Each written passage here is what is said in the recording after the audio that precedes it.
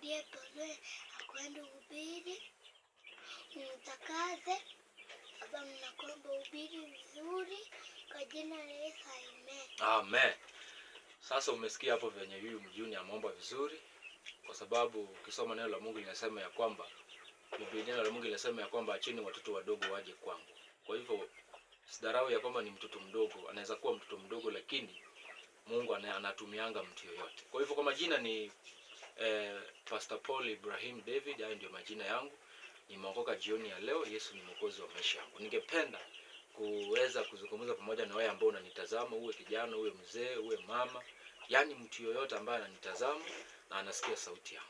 Kulingana na venye mtoto ameanza akiomba, ningependa kuzungumzia kuhusu kitu ujumbe ambao unasema ya kwamba kunyenyekea.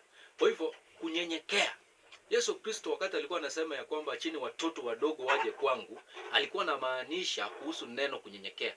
Kwa sababu ukiangalia mtoto mdogo, kwa nini Yesu Kristo alisema ya kwamba ufalme wa mbinguni ni wa watoto wadogo? Au kwa anamaanisha watoto wadogo kama hao? Hapana, alileta huu mfano wa kulinganisha watoto wadogo, kwa sababu mtoto mdogo, number 1, mtoto mdogo anasahau haraka. Number 2, mtoto mdogo akona kitu kinaitwa upendo. Mtoto mdogo hata ukimkosea hawezi weka hiyo maneno kwa moyo. Mtoto mdogo ni mtu ambaye akona furaha.